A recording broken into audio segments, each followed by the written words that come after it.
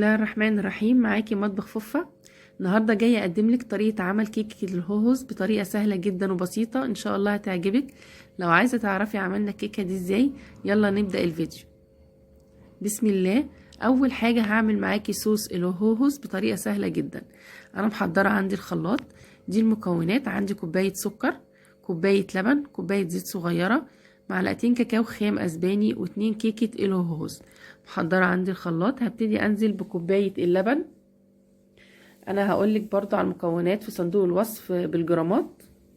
مع كوبايه السكر، وكوبايه زيت الذره صغيره،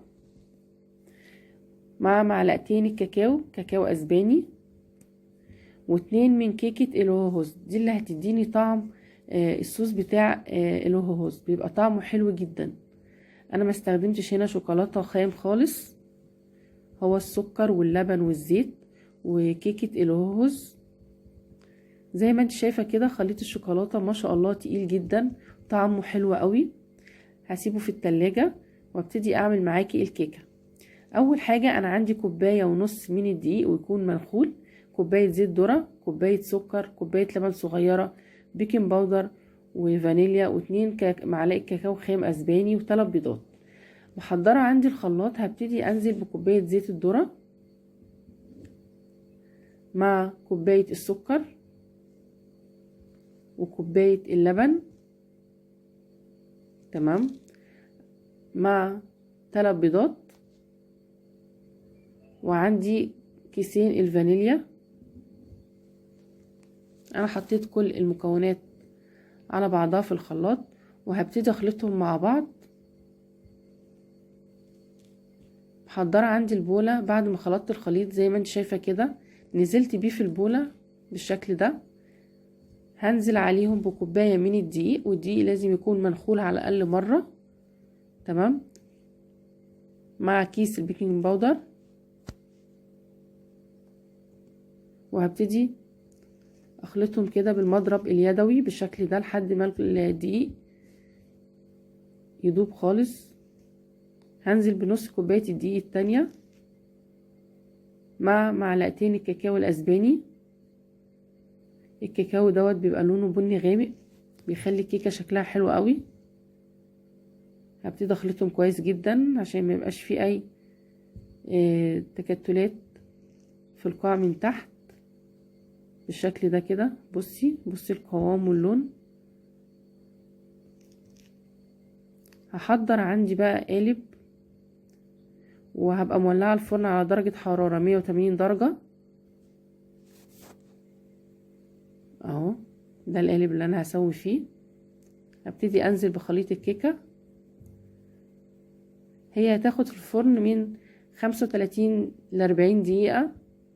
اول ما تستوي هطفي عليها الفرن واسيبها شويه لمده 5 دقايق، ما اطلعهاش على طول عشان ما تهبطش مني، تمام. هدخلها الفرن واول ما تستوي هطلعها واوريها لك. زي ما انت شايفه كده كيكه استوت وما شاء الله طالعه هشه جدا.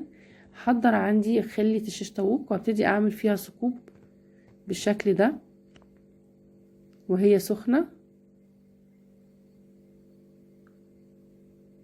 هكون محضره كوبايه من اللبن، معاها معلقه من صوص الهوز اللي انا عملته معاكي، وابتدي اسقي الكيكه وهي سخنه بالشكل ده.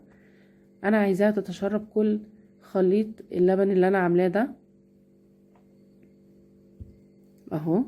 بتبقى طريه وطعمها حلو جدا. تقدري تقدميها في اي مناسبه، اعياد ميلاد، بيبقى طعمها في منتهى الجمال. بصي هي كل الحليب دوت الكيكه هتشربه، ما تقلقيش خالص بالشكل ده كده. هسيبها لحد ما تشرب خليط اللبن مع معلقه صوص بالشكل ده كده. هي بردت خلاص. محضره عندي صوص الهوهوز اللي انا عملته معاكي، وعندي شوكولاته نوتيلا وكيكه الهوهوز مقطعه قطع صغيره ازين بيها، تمام. هنزل عليها بقى بصوص الهوهوز اللي انا عملته اهو. طعمه حلو جدا، تقيل. انا ما ضفتش اي شوكولاته خام عليه، هو السكر مع اللبن مع الزيت مع 2 كيكه الهوهوز عمل معايا الخليط الجميل ده. طعمه حلو قوي. ممكن تستخدميه في اي كيكات تانية، اي تورت تزيني بيه، طعمه حلو قوي. اهو حاول اسويها واظبطها بالشكل ده. طبعا معاكي مطبخ فوفة. لو عجبتك الوصفة ما تنسيش اللايك والاشتراك في القناة وتفعيل الجرس علشان يوصلك كل جديد. وان شاء الله عندي افكار كتير جدا للكيكات هعملها معاكي الفترة الجاية. انا كده حاولت اظبطها هي بالشكل ده كده اهو زي ما انت شايفة كده. هجيب عندي بقى شوكولاتة النوتيلا، انا حطاها في كيس الحلواني، سيحاها وحطاها في كيس الحلواني عشان اقدر اعمل الخطوط على سطح الكيكة بالشكل ده كده اهو. حاول اظبطها، هعمل خطوط رفيعة تكون جنب بعضها. طبعا افكار التزيين دي حاجة ترجع لك انت، يعني انت ايه، انا بدي افكار وانت ممكن تزودي. ممكن تحطي عليها من على الوش كده شوكولاتة كريسبي فارماسي، بيبقى طعمها حلو قوي، شكلها بيبقى حلو جدا في التقديم. انا هعمل الخطوط الرفيعة ديت بشوكولاتة النوتيلا. حاول اكسر اللون بتاع الكيكة البني بالشكل ده كده اهي. هجيب عندي بقى خلة الشوش طاووق وهبتدي اعمل خطوط بالطول بالشكل ده كده اهي. هتديني الشكل المموج ده، شكلها حلو قوي وشيك جدا في التقديم،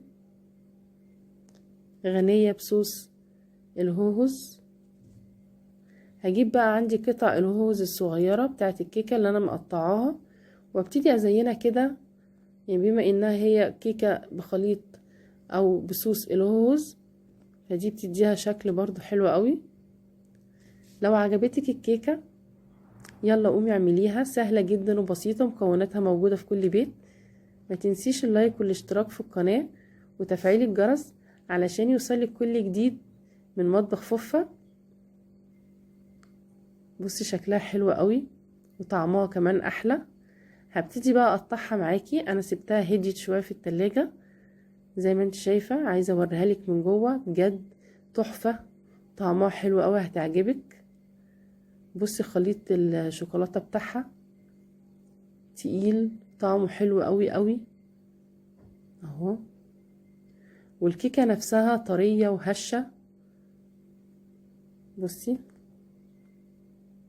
بصي طرية ازاي، طعمها حلو قوي. لو عجبتك ما تنسيش اللايك والاشتراك في القناة وتفعيل الجرس علشان يوصلك كل جديد من مطبخ فوفة.